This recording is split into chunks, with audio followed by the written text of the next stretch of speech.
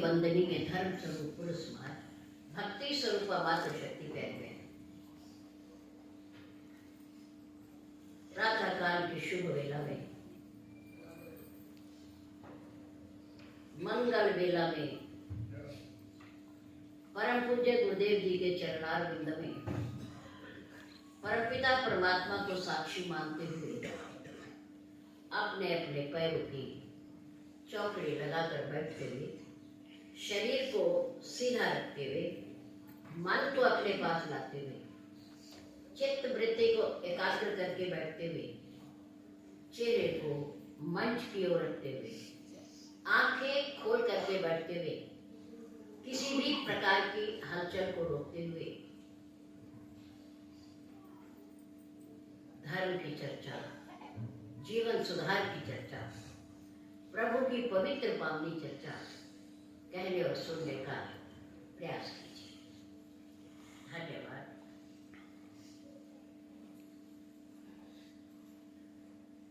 माघ मास की पावन मकर संक्रांति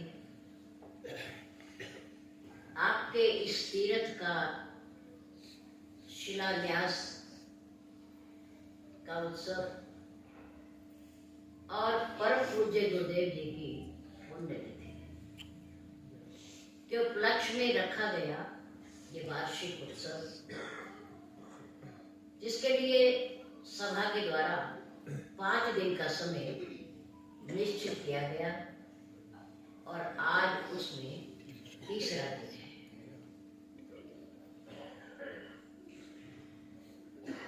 सोमवार और मंगलवार 2 दिन और इस शीत लहर में, ठंड में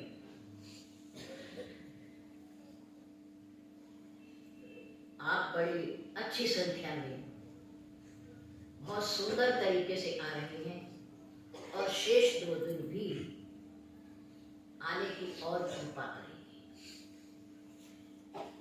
क्योंकि हम सब ने मिलकर के इस पावन पर्व को, महत्वपूर्ण पर्व को मनाने का प्रयास करना है। उसके बाद फिर आपको मालूम है, आप जानते हो कि 22 जनवरी को क्या होने वाला है। भगवान श्री राम मर्यादा पुरुषोत्तम, अखिल ब्रह्मांड नायक, पार ब्रह्म, जगदाधार, ईश्वर के अवतार की पवित्र भूमि, उनका जन्म स्थान, जहां पर वो त्रेता में प्रकट हुए, वहां आप लोगों के प्रेम के कारण, स्नेह के कारण, दीना बंधु दीनानाथ परमात्मा फिर से विराजमान हो रहे हैं। जय श्री राम, जय श्री राम। कई सदियों का प्रयास आपका सफल हो रहा है और जल्दी ही आप सबको उनके पावन दर्शन प्राप्त होने वाले हैं।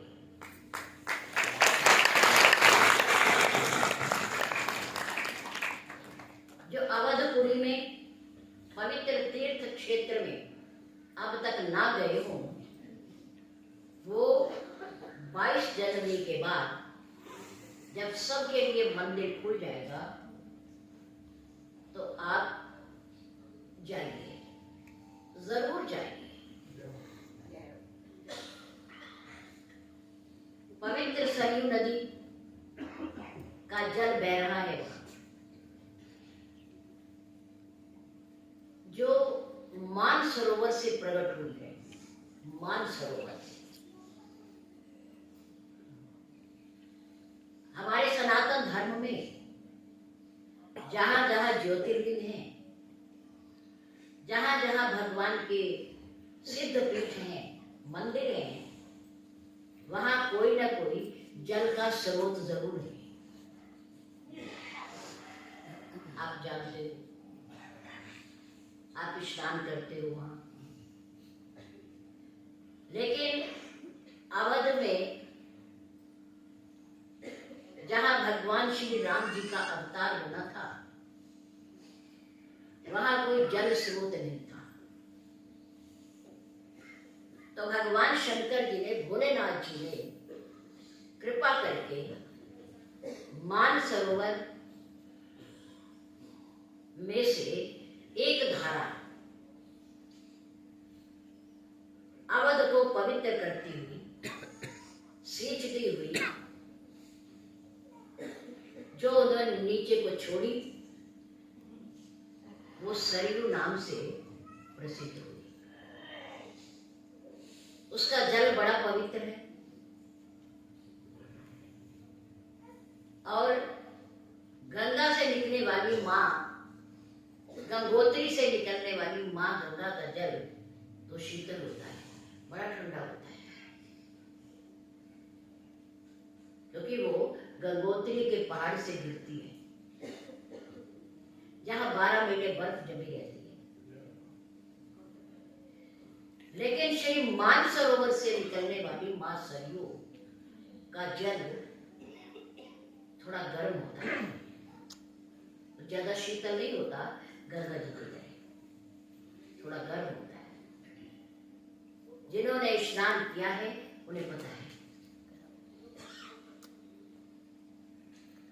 भगवान श्री राम मर्यादा पुरुषोत्तम, पारब्रह्म, जगदाधार, परम पिता परमेश्वर की जन्म स्थली श्री अवध, श्री अयोध्या जी,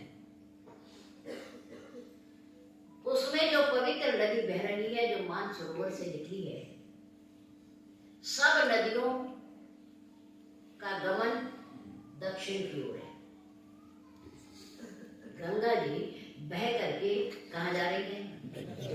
दक्षिण की ओर। यमुना जी बह करके कहाँ जा रही है? दक्षिण की ओर। आदि जो भी बड़ी बड़ी नदियां हैं, नर्मदा है, कावेरी है, सतलुज है, ब्रह्मपुत्र है, बड़ी बड़ी बहुत नदियां हैं, उन सब का गमन किस दिशा में है? दक्षिण। क्यों? क्योंकि नदियों का राजा, जिसमें सब नदियां जाकर के समाहित होती हैं, वो किधर है? दक्षिण। समुद्र, सागर, इसमें सब नदियां जाकर के गिरती हैं, वो दक्षिण की ओर है।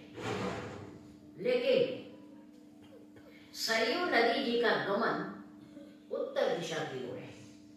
किधर है? उत्तर दिशा। सरयू बह पावनी। भगवान राम जी ने अपने मित्रों को बताया, सखा को, कि मेरी जन्मभूमि पर बहने वाली ये सरयू नदी बड़ी पवित्र है, इसका जल बड़ा पवित्र है, ये मानसरोवर से आई है और इसका गमन प्रस्थान उत्तर दिशा की ओर है। उत्तर दिशा सरयू बह पावनी, पवित्र नदी है। उस नदी में आपको स्नान करने को मिलेगा, पवित्र पावन नदी में, जहां भगवान श्री राम नहाए, चारों भाई नहाए, बड़े बड़े राजा, प्रतापी, महापराक्रमी, सत्यनिष्ठ, प्रेमनिष्ठ, भानुकुल में पैदा होने वाले राजाओं ने स्नान किया। बहुत पवित्र स्थान है और शांत वातावरण है वहां का। हर चीज आपको मर्यादा में मिलेगी, क्योंकि वहां अवतार लेने वाले क्या कहे जाते हैं? मर्यादा पुरुषोत्तम कहे जाते हैं। एक और विशेषता, उधर पैदा होने वाले बालक, युवा, वृद्ध, जिसका भी आप नाम सुनोगे, उनके नाम के पहले या बाद क्या जुड़ा मिलेगा? राम। राम जुड़ा हुआ मिलेगा। उनके नाम के या आगे होगा और या पीछे होगा। सबके नाम के साथ राम जुड़ा हुआ होगा। मर्यादा की धरती है, वो धर्म की धरती है।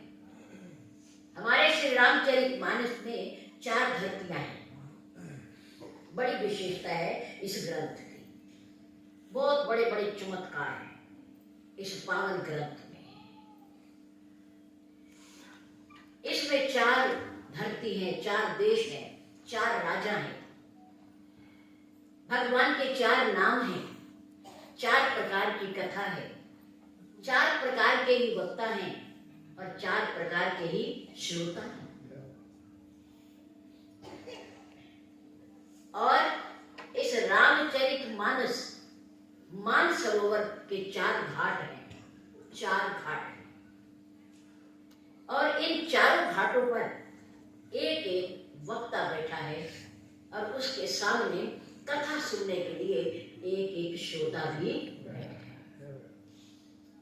ये मानसरोवर है, भगवान शंकर जी के हृदय में विराजमान मानसरोवर, पावन कथा। हमारे श्री रामचरितमानस में 4 धरती। Number 1 Awadh, Awadhpuri. Number 2 Janakpuri. Number 3 Chitrakoot. Number 4 Lanka. 4 प्रकार की धरती। नंबर 1 कौन सी? सबसे पहले श्री अवधपुरी पूरी है। हमारे देश में 4 पुरी हैं जो बड़ी पावन है, पवित्र है। वहां से मोक्ष की प्राप्ति होती है। जो भी वहां निवास करता है और अंत समय में प्राण छोड़ता है, उनको मुक्ति मिलती है। उनमें हमारी एक अवधपुरी भी है, जहां भगवान श्री राम का जन्म हुआ, अवतार प्रकट हुए। तो सबसे पहले अवधपुरी, नंबर 2 जनकपुरी, मिथिलापुरी, नंबर 3 चित्रकूट और नंबर 4 लंका। इन 4 के अलग अलग नामकरण किए गए। नंबर 1 श्री अवधपुरी धर्म की धरती है। किसकी? धर्म की। नंबर 2 जहां का राजा धर्मनिष्ठ है। कौन राजा? दशरथ धर्मनिष्ठ है, धर्म के अनुसार आचरण करने वाला है। नंबर 2 मिथिलापुरी, जनकपुरी, जहां के राजा जनक ज्ञानवान है, वो ज्ञान की धरती है। चित्रकूट जहां 2 भाइयों का मिलन हुआ, वो प्रेम की धरती है। किसकी है वो? प्रेम की धरती है। नंबर 4 लंका, जहां का राजा रावण, वो अहंकार और मोह की धरती है। मेरे राम जहां जहां गए, उन्हें उस धरती के अनुसार आसन मिले, बैठने आसन दिए गए। सबसे पहले राजा दशरथ जी के यहाँ पुत्र बनकर के आए। राजा दशरथ हैं, वो सिंहासन पर बैठते हैं, इसलिए राजा दशरथ ने अपने सपुत्र प्रिय राम को ज्येष्ठ पुत्र होने के नाते कहाँ बिठाना चाहा? सिंहासन। कहाँ? सिंहासन। वो अलग बात है कि वो बैठे नहीं। 14 वर्षों के बाद, रावण का वध करने के बाद, मेरे प्रभु ने कहा कि मुझे केवल अयोध्या का राज्य नहीं चाहिए, केवल एक देश का राज्य नहीं चाहिए, मुझे पूरी धरती पर एक छत्र राज्य चाहिए। मैं केवल एक देश का राजा नहीं बनूंगा, मैं पूरी धरती का राजा बनूंगा, क्योंकि वो ब्रह्मांड नायक है। ब्रह्मांड नायक अखिल ब्रह्मांड नायक। हनुमान जी ने कहा प्रभु को देखकर, राम जी को देखकर कि आप कौन हो, कि तुम अखिल भुवनपति, आप क्या पूरे भुवनों के 14 लोक हैं, 14 लोकों के स्वामी हो, ऊपर नीचे दाएं बाएं मध्य में 14 भुवन है, क्या आप इन सबके मालिक हो? मेरे राम के पास अहंकार नहीं है, अभिमान नहीं है। उन्होंने कभी मैं शब्द का प्रयोग नहीं किया। आप पूरी रामायण उठा करके देखो, कभी मैं नहीं कहा ये मैंने किया, मेरे द्वारा हुआ, ये मेरा है, ऐसा कुछ नहीं कहा। मेरे राम मर्यादा पुरुषोत्तम। जहां दो भाइयों का मिलन हुआ वो प्रेम की धरती है, और लंका की धरती मोह और अहंकार की धरती है। 4 धरती। नंबर 1 कौन सी धरती? श्री अवधपुरी। कौन सी धरती? धर्म की धरती। किसकी? जहाँ का राजा धर्मनिष्ठ है, धर्म की रक्षा के लिए, वचनों के पालन के लिए अपने पुत्र को, प्रिय पुत्र को वन में भेज दिया और प्राणों का उत्सर्ग कर दिया, प्राण छोड़ दिए धर्म के लिए। रघुकुल रीत सदा चली आई, प्राण न्याय पर प्राण चले जाए कोई बात नहीं, लेकिन जो वचन दिया है उसका पालन जरूर करेंगे। राजा हरिश्चंद्र जी ने भी पालन किया अपने धर्म का, राजा रंती देव ने भी किया अपने धर्म का पालन, राजा बल ने भी अपने धर्म का प्रयोग किया, रक्षा की। जहां का राजा धर्मनिष्ठ है, अवध, श्री अवधपुरी धर्म की नगरी है, धर्म की धरती है। नंबर 2 मिथिलापुर, जहाँ का राजा ज्ञानवान है, वो ज्ञान की धरती है। किसी को धर्म सीखना है तो वो अवधपुरी जाए, किसी को ज्ञान सीखना है तो वो मिथिलापुरी जाए। आजकल आप सुन रहे हो, देख रहे हो कि वे मिथिलापुरी आज कहाँ है, कौन से देश में है? नेपाल भगवान श्री राम जी का ससुराल है। क्या है वो? क्योंकि माँ सीता वहीं की बेटी है, सपुत्री है। ज्ञान, वहां के लोग भगवान राम की ससुराल मानते हुए जैसे एक बेटी को दिया जाता है, ऐसे ही उनके श्री प्राण प्रतिष्ठा के उत्सव में इतना ही कुछ ला रहे हैं जो एक बेटी को देना चाहिए और जो दिया जाता है, वो सब ला रहे हैं।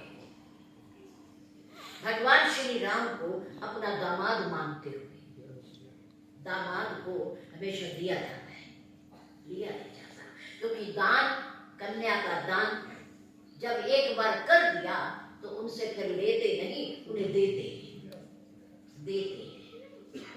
बेटी के घर का लिया नहीं जाता। पहले तो पानी भी नहीं पीते थे, भोजन भी नहीं खाते, कुछ लेते भी नहीं थे। समय परिवर्तित हो गया है, कलयुग आ गया है, आगे बढ़ गया है समय। लोग सोचते हैं अरे मजबूरी में खा लो, हम कौन सा रखेंगे अपनी बेटी का, कुछ दे देंगे, कुछ दे देंगे, ये तो व्यापार है। और दान में व्यापार नहीं चलता, दान में व्यापार नहीं चलता। जो एक बार दे दिया सो दे दिया, उसे याद भी नहीं रखना है, याद भी नहीं रखना मैंने क्या दिया। अगर याद रखोगे तो अहम बना रहेगा, अभिमान बना रहेगा कि मैंने दिया, मैंने दिया, देकर भूल जाओ क्या दिया। मिथिलापुरी, जनकपुरी ज्ञान की धरती, आज उनके मन में प्रेरणा हुई कि हमने अपनी बेटी का दान किया था, इस धरती से बेटी का दान हुआ था, हम लेंगे नहीं, हम देंगे, देंगे, हम देने वाले हैं, देने वाले हैं। पुत्र बेटे का पिता सकाम होता है और बेटी का पिता निष्काम होता है। बेटे का पिता, पुत्र का पिता सकाम होता है और बेटी का पिता निष्काम होता है।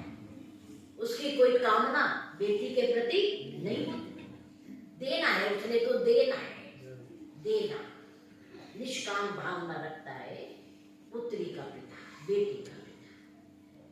और बेटे का पिता, पुत्र का पिता लेने की भावना रखता है, चाहे थोड़ा चाहे ज्यादा, लेता जरूर है। तो भगवान राम दूसरी धरती मिथिलापुरी, जनकपुरी, ज्ञान की धरती। नंबर 3 चित्रकूट की धरती, प्रेम की धरती, या दो भाइयों का मिलन हुआ, प्रभु श्री राम और भरत। किसी ने प्रेम सीखना हो, प्रेम पढ़ना हो, तो वह चित्रकूट बसेगा, वहां प्रेम है, कण कण में प्रेम है। जाते ही एकदम स्मरण आता है, मन में भावना उठती है कि यहाँ दो भाइयों का मिलन हुआ, यहाँ भरतलाल जी आया, यहाँ 12 वर्ष तक प्रभु ने निवास किया इस चित्रकूट पर, इसे पवित्र किया, पावन किया। उस पर्वत की आज भी लोग परिक्रमा करते हैं, परिक्रमा करते, प्रभु से प्रेम जोड़ने के लिए। नंबर 4 लंका की धरती, अहंकार और मोह की धरती है, मोह। चारों स्थानों पर प्रभु राम गए, अवध में प्रकट हुए, जनकपुर में विवाह उत्सव हुआ, चित्रकूट पर सत्संग हुआ, संतों के दर्शन हुए, महापुरुषों के दर्शन हुए और दो भाइयों का मिलन हुआ। तीनों स्थानों पर प्रभु को बैठने के लिए आसन दिया गया। आसन अयोध्या की धरती पर सिंहासन, क्योंकि वो राजकुमार है, राजा का पुत्र है, इसलिए सिंहासन पर बैठेगा। नंबर 2 मिथिलापुर में राम क्या बने? दूल्हा बने। क्या बने? दूल्हा। दूल्हा को कौन से आसन पर बिठाया जाता है? वरासन। क्या है? वरासन। वर जमा आसन, वर के लिए, दूल्हा के लिए जो आसन बनाया जाता है बैठने का, उसे कहते हैं वरासन। वरासन, सिंहासन, वरासन। नंबर 3 चित्रकूट। भगवान राम वन किसके लिए गए हैं? किसके लिए गए? देवताओं। किसके लिए? देवताओं। तो वहां आसन बनाया गया, किस चीज का? कुशासन। कौन सा आसन? कुशासन। क्यों?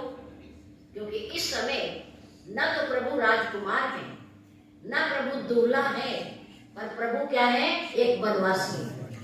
क्या है? एक तपस्वी। तपस्वी देश में है, और तपस्वी ना सिंहासन पर बैठता है, ना वरासन पर बैठता है, वो कहाँ बैठता है? कुशासन पर बैठता है। कुशा का आसन, कुशा का आसन बड़ा पवित्र होता है। संतों महात्माओं को, ब्राह्मण को, द्विज मंडली को यही बैठने को दिया जाता है, इसे कुशासन कहते हैं। कुशा का आसन पवित्र होता है, इसे बिछाया जाता है। अयोध्या की धरती पर भगवान राम को किसने बुलाया? किसने? राजा दशरथ ने बुलाया,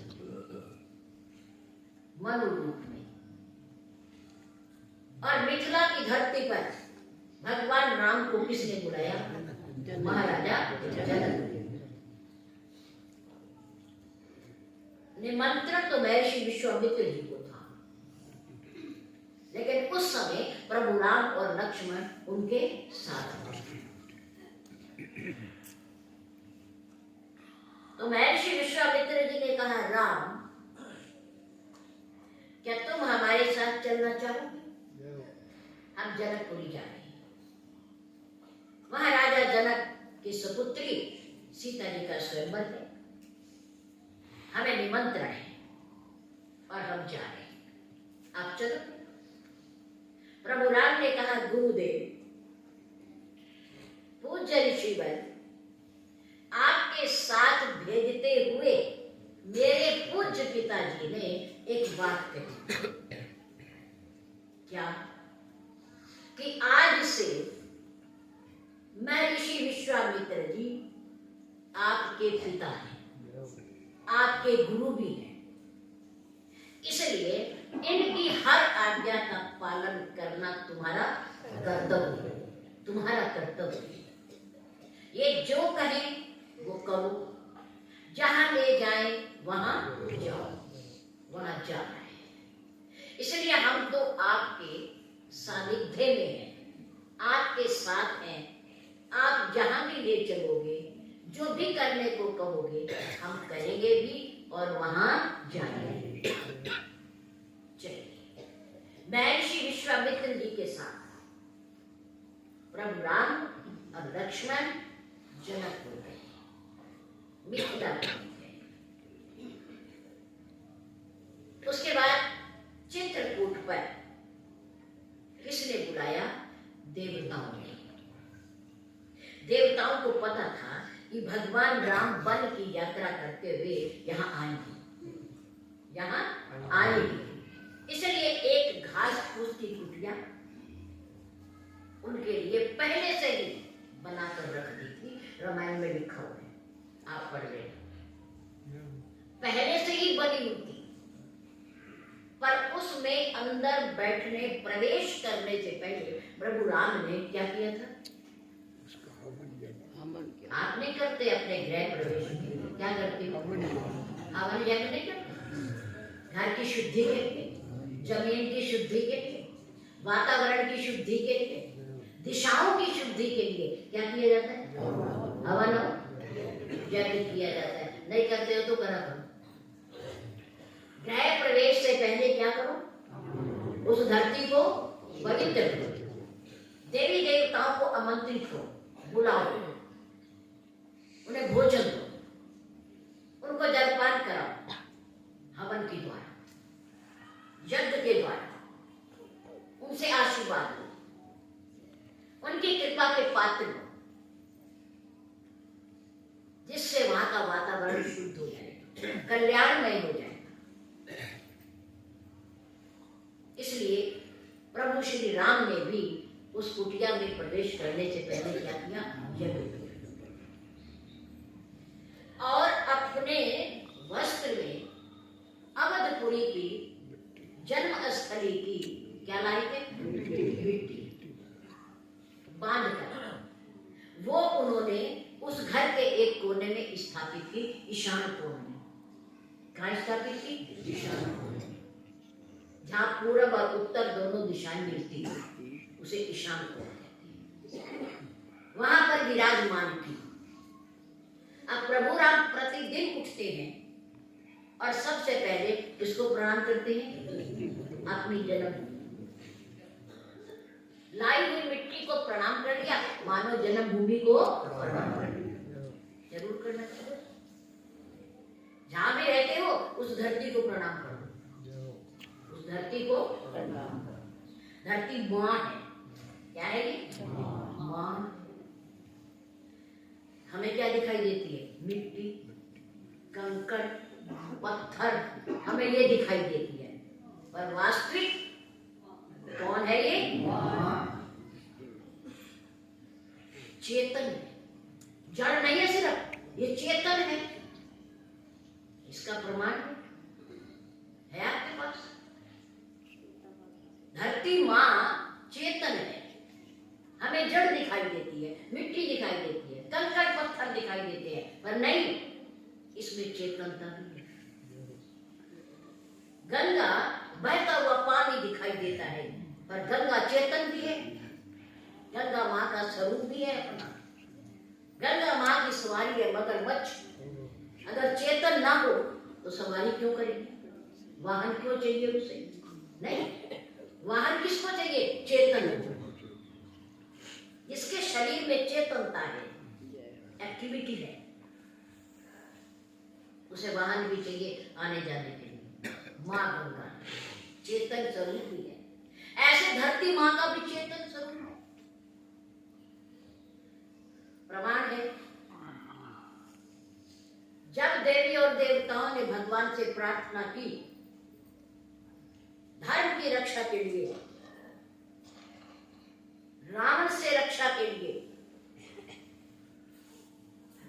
तो उस समय देवी देवताओं के साथ ये धरती भी थी। रामायण पढ़ते हो? देवताओं की प्रार्थना कभी पढ़ी है? पढ़ी है? जय जय सुर नायक। उन देवी देवताओं के साथ मां धरती भी थी। किस रूप में? किस रूप में? गाय के। किस रूप में? गाय के। याद रखा करो। कोई पूछे अपने धर्म के बारे में तो बताया करो, किसे मां क्यों कहते हो? धरती को, मिट्टी को मां क्यों कहते हो? ये हमारी मां है। तुलसी भी हमारी मां है, गाय भी हमारी मां है, पीपल और बरगद हमारे पिता हैं, क्योंकि अब इनमें देवी देवता निवास करते हैं। हमारे पूज्य है, पूज्य है। हम इनका सम्मान करते हैं, समय समय पर इनकी पूजा करते हैं। यह हमारे माता पिता हैं। धरती माँ है, इसकी गोद में हम पैदा हुए, गोद में पलते हैं, खेलते हैं और फिर अंत में इसी में समा जाते हैं, इसी की गोद में समा जाते हैं। ये हमारी माँ है, माँ है। ये गाय बन करके देवी देवताओं के साथ जाती है, प्रार्थना करती है भगवान के साथ, प्रभु मेरे बोझ को कम करो, दुष्टों का, राक्षसों का बोझ बढ़ गया मेरे ऊपर, इसे कम करो प्रभु, मैं प्रार्थना लेकर के आई। प्रार्थना, धरती माँ है। इसलिए भगवान राम ने जहां जहां भी गए, उन्होंने अपने जन्मभूमि मातृभूमि की मिट्टी अपने साथ रखी और उसकी पूजा की। पूजा कहीं भी बैठे हुए विदेश में, जहां आपका जन्म हुआ है वो आपकी जन्मभूमि है, आपकी मातृभूमि है, वहीं बैठे बैठे उन्हें प्रणाम करते हैं। माँ आशीर्वाद देगी। माँ क्या देगी? आशीर्वाद। ये माँ है हमारी, ये भी हस्ती है। जब माँ है, चेतन है, तो ये हस्ती भी है और रोती भी है। हमारे पूज्य गुरुदेव जी इस प्रसंग पर बड़ा विस्तार से बोलते थे कि माँ धरती हस्ती भी है और रोती भी है, और प्रार्थना भी करती है, प्रार्थना भी करती है, आशीर्वाद भी देती है। चेतन है, क्योंकि ये चेतन है, चेतन है माँ।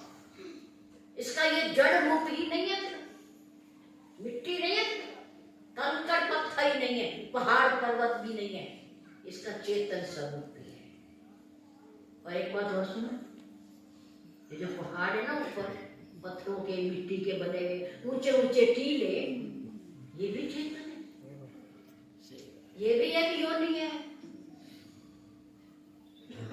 प्रमाण बताओ इसका, आप तो पढ़े लिखे, रामायण पढ़ते। इसका प्रमाण है हमारे श्री रामचरितमानस में। किसी पर्वत का है? किसका? हिमाचल।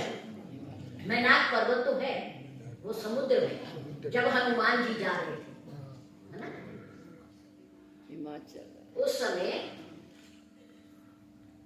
समुद्र ने कहा था मैनाक पर्वत को कि देखो, पवन देवता ने आपकी बड़ी सहायता की जब आपको पूरी धरती से धकेला जा रहा था, तो पवन देव ने आपको उठा करके मेरे अंदर स्थापित कर दिया था, तुम्हारी रक्षा की थी। अब पवन पुत्र आ रहा है, पवन पुत्र यात्रा करता हुआ आ रहा है, उसके लिए तुम सहारा बनो, सहारा बनो।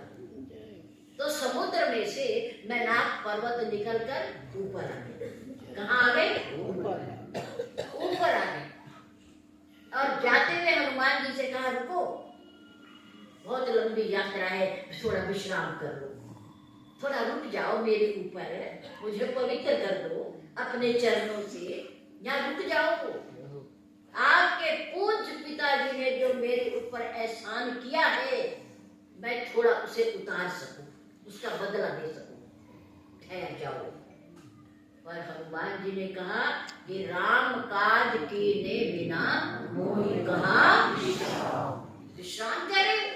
मैं तो राम काज को जा रहा हूं, अपने इष्ट देव के कार्य करने को जा रहा हूं, मैं विश्राम नहीं कर सकता। सेवक को विश्राम नहीं होता, मैं विश्राम नहीं करूंगा। उनका स्पर्श करके और आगे बढ़ गए। नंबर 2, हिमाचल। अगर ये चेतन ना होता पर्वत, तो समुद्र में से निकल कर ऊपर कैसे आता? आपके तो प्रमाण है शास्त्र में, ऊपर कैसे आता? उनमें चेतनता है, शक्ति है, उनमें बढ़ने की भी और घटने की भी। हिमाचल के यहाँ मां पार्वती का अवतार हुआ, जो भगवान शंकर जी के वाम अंग में आज भी विराजमान।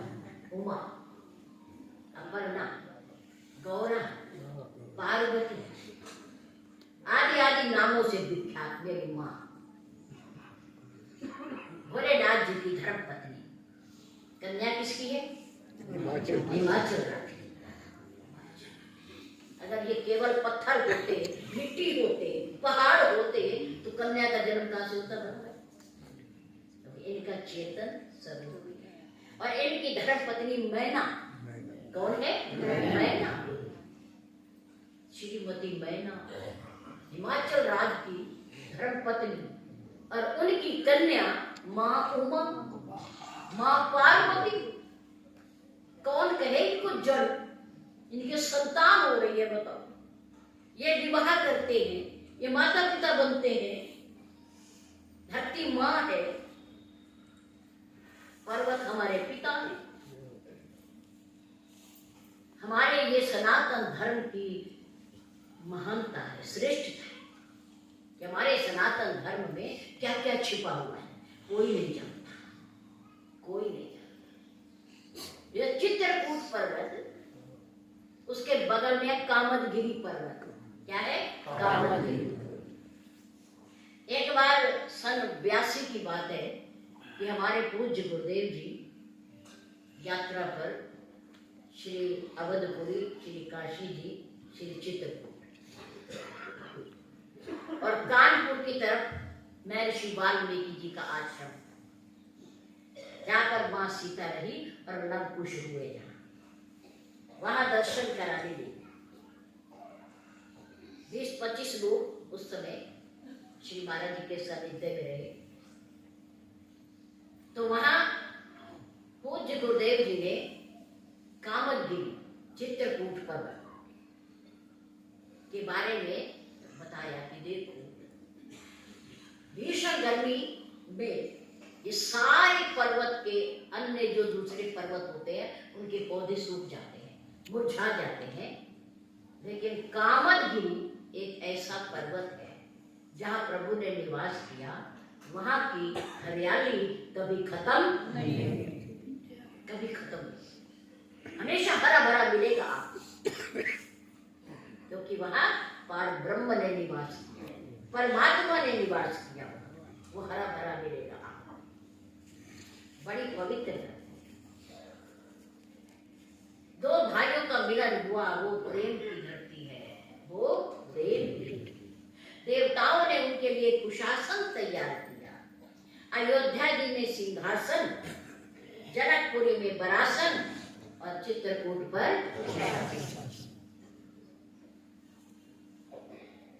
जब किसी को आमंत्रित किया जाता है तो उसके लिए बैठने का स्थान भी बनाया जाता है, तैयारी की जाती है। आसन दिया जाता है, उसे सम्मान किया जाता है। अयोध्या में बुलाया महाराजा दशरथ ने, जनकपुर में बुलाया राजा जनक ने, और चित्रकूट पर बुलाया देवताओं ने। तीनों जगह का निमंत्रण है मेरे राम के पास। लेकिन लंका का राजा तो राम को चाहता ही नहीं, बुलाएगा क्या? बुलाएगा क्या? वो तो यदि उसके सामने कोई उनका नाम भी ले देता है तो वो भी उसे अच्छा नहीं लगेगा, अच्छा नहीं, तो वो बुलाएगा क्या?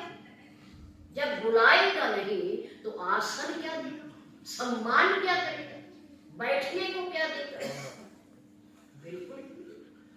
लेकिन राम वहां फिर भी गए, फिर भी गए। और कहाँ बैठे? कहाँ बैठे? जब राजा ने बुलाया ही नहीं, निमंत्रण ही नहीं दिया, तो आसन कैसे मिलता? पर मेरे राम गए और बैठे, और कहा लक्ष्मण से। किससे? लक्ष्मण। लक्ष्मण, यहाँ के राजा का निमंत्रण नहीं है, बुलावा नहीं है, आसन भी नहीं है, इसलिए बैठने को अपने आप बना लो आसन, अपने आप आसन बना लो। लक्ष्मण ये भगवान राम जी के बैठने के लिए अपने हाथों से आसन बनाए, आसन बनाए, उस पर मेरे राम बैठे अपने आप। गोस्वामी तुलसीदास जी ने इस दृश्य को देख लिया, इस दृश्य को देख कि ना चाहने वाले, अहंकारी, मोह से ग्रस्त राजा रावण ने राम को बुलाया नहीं, राम फिर भी गए, और गए, आसन भी नहीं मिला तो आसन भी अपने आप बनाया और बैठ गए। गोस्वामी तुलसीदास जी ने कहा, प्रभु बहुत खूब, बहुत अच्छा लगा। लंका में आने पर मुझे बड़ी प्रसन्नता। पूछा क्यों भाई? आया तो मैं अवधपुरी में भी, जनकपुरी में भी, चित्रकूट पर भी, तब तुम्हें प्रसन्नता क्यों नहीं हुई? गोस्वामी तुलसीदास जी ने कहा, प्रभु वहां आप निमंत्रण पर आए, किसी के बुलावे पर आए, आपका सम्मान हो रहा है, आपको बैठने के लिए आसन दिए जा रहे, लेकिन यहां तो कुछ भी नहीं, और फिर भी आप आ गए। वहां का राजा भी नहीं चाहता कि राम आए यहाँ। रावण को नहीं पता कि राम समुद्र के पार आ गए। मंदोदरी ने बताया। किसने बताया? मंदोदरी। आपको पता है राम समुद्र के इस पार आ गए, इस पार पुल बन गया। रावण ने कहा, तुझे कैसे पता? मंदोदरी ने कहा, मेरे जैसे तुम्हारे दूत हैं सीआईडी, ऐसे मेरी भी दूत हैं, मुझे समाचार लाके देती है कि अब ये हो रहा, अब ये हो रहा, अब ये आ रहा, अब ये आ रहा, मुझे सब पता है। वो आ गई है, बस तेरी छाती पर सवार हो। रावण ने कहा, तो फिर क्या डर है? नर बानर के ही लेखे माही, वो किस लेखे में है नर और बानर? वो तो हमारा भोजन है। मेरे भाई बंधु संबंधी लंका वाले इतने भूखे हैं, पर एक बार उन्हें आ जाने दो, सारों को खा जाए, सारों को खा जाए। नर बानर के लेखे माही,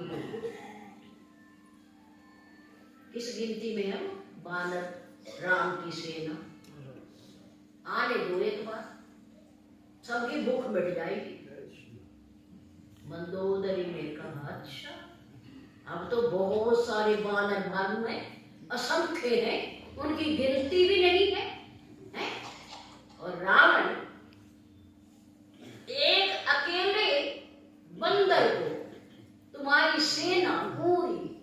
खा सकी, तुम्हारा पुत्र भी उसने मार दिया, तो इतनी बड़ी सेना, वानरों को, भालुओं को तुम कैसे निपटाओगे? अरे जब वो वानर आया तो क्या तुम्हें भूख नहीं थी? तुम सारे तृप्त थे, भूख मिट गई थी तुम्हारी।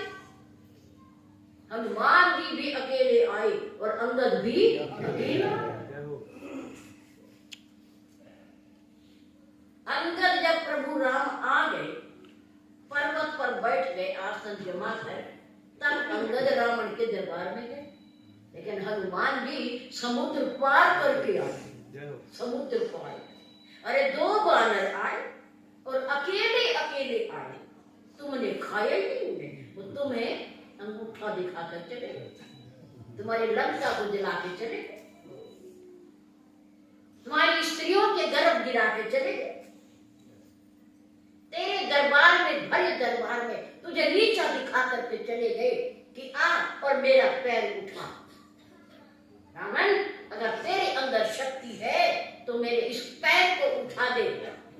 अगर तू पैर उठा दे तो मैं सीता को हार करके चला जाऊंगा, राम वापिस चले जाएंगे। अजीब एक शर्त रख दी अंगद ने, छोटे से बानर ने, छोटे से उत्तराधिकारी है वो किष्किंधा के राज्य का, बाली का पुत्र। मंदोदरी ने कहा तब तो तुमने खाया नहीं कुछ। भरे दरबार में चुनौती दी उसने, चुनौती कि मेरा पैर उठा दो।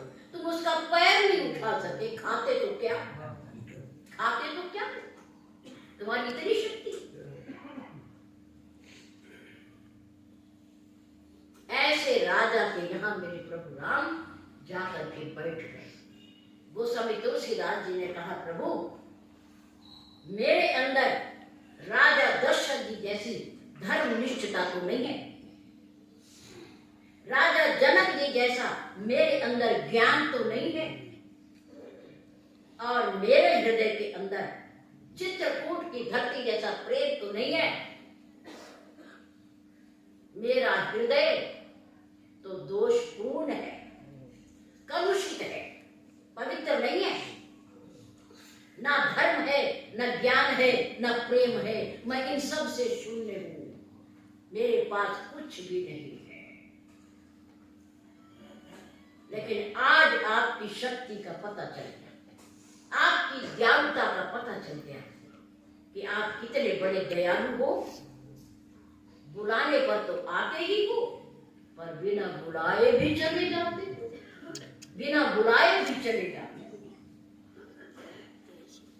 मुझे इतनी प्रसन्नता हुई आपको लंका में देखकर, मुझे भरोसा हो गया कि मेरे राम जैसे लंका की धरती पर जाकर बैठ गए, आसन बना लिया, ऐसे ही मेरे इस मोह और अहंकार रूपी इस हृदय के अंदर जो विकार भरे हुए हैं, आप स्वयं आकर के बैठ जाओ, बैठ जाओ। मेरे पास शक्ति नहीं है, मेरे पास ना धर्म है, ना ज्ञान है, ना प्रेम है, मैं इनसे शून्य हूँ प्रभु।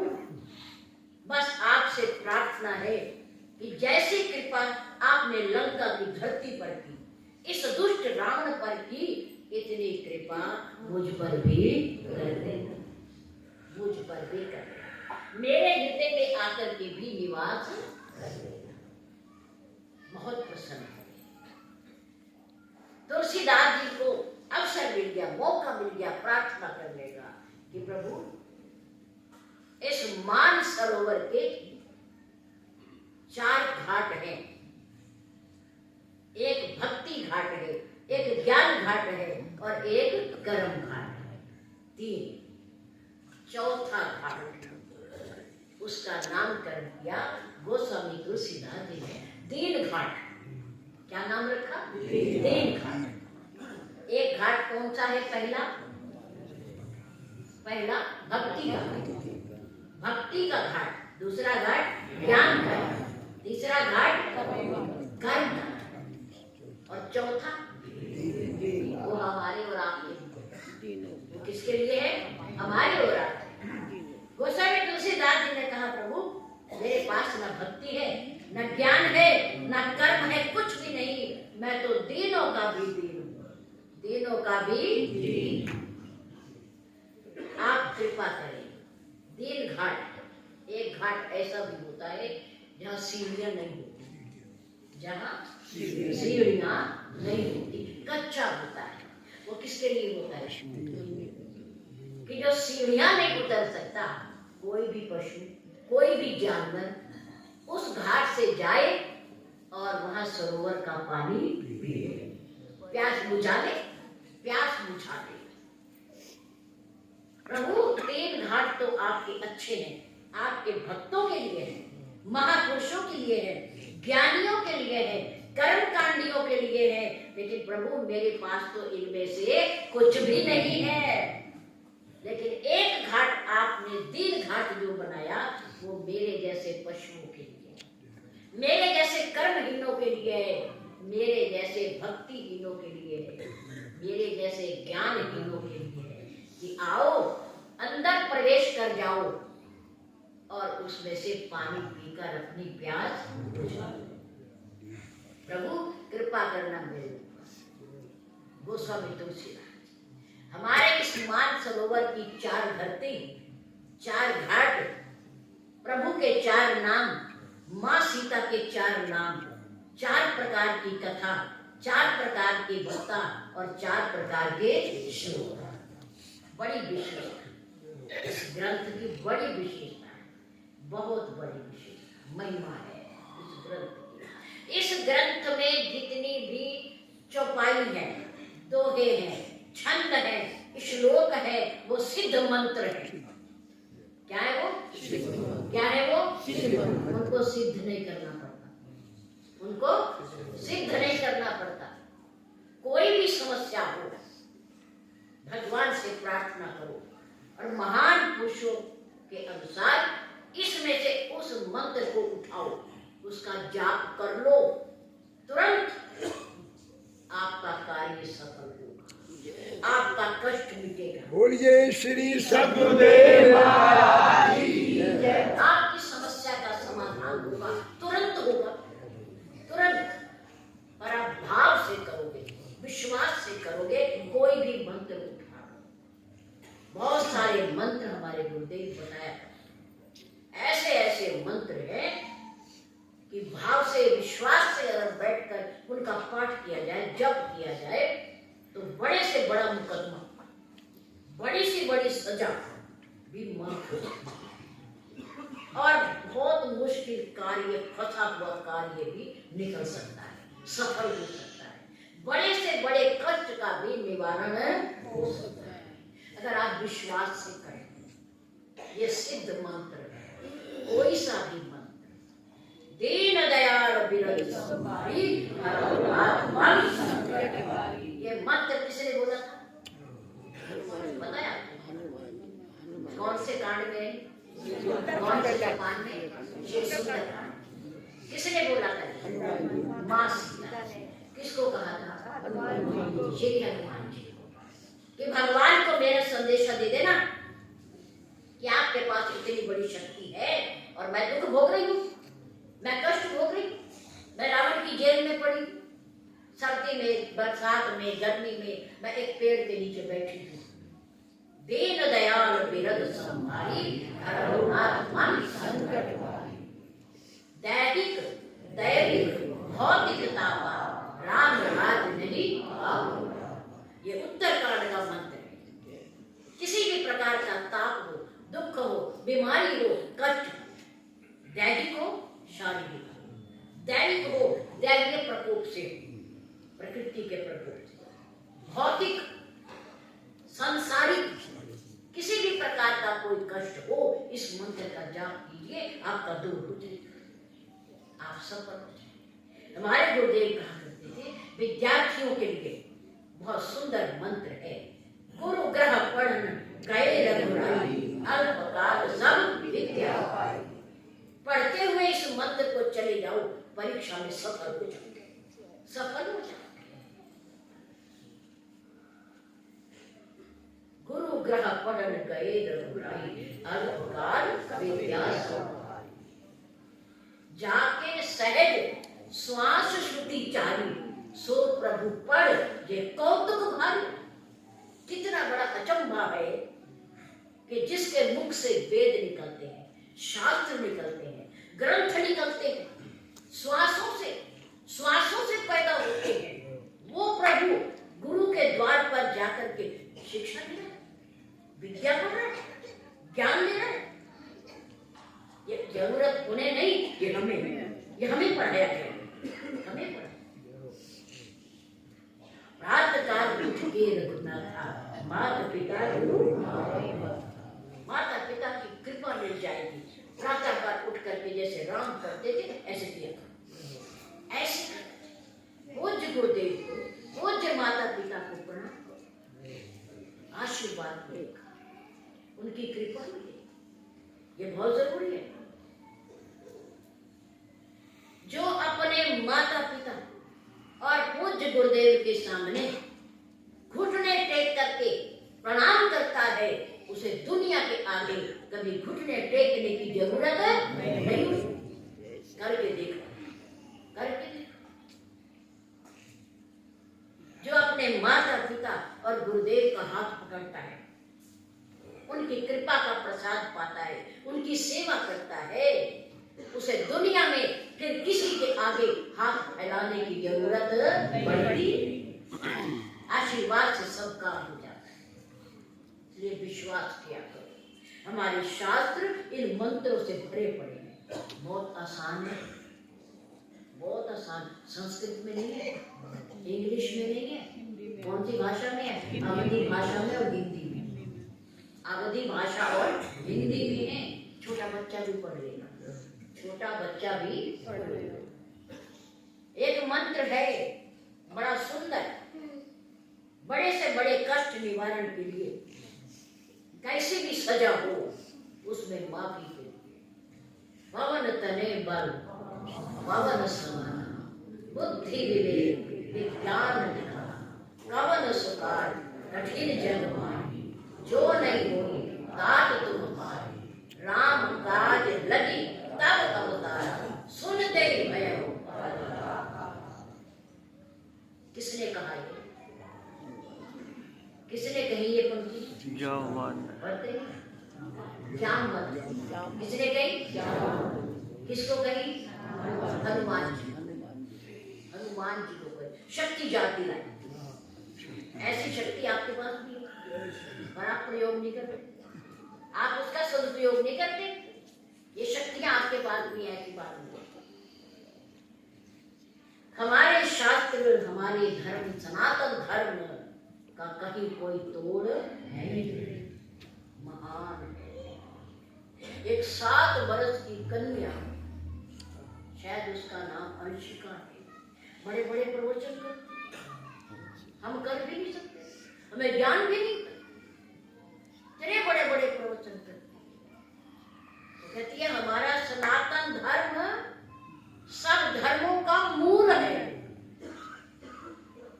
मूल जानते हैं? वो जानती है। आप जानते हो मूल क्या होती है? जड़। मूल क्या है? जड़। हमारे सनातन धर्म जो है वो प्राचीन है, विस्तार वाला है। पता नहीं उसकी जड़ें कहां तक है, आज तक किसी को नहीं पता, किसी को नहीं पता। हमारा सनातन धर्म सब धर्मों की जड़ है, मूल है, मूल है। इसका कहीं कोई तोड़ नहीं।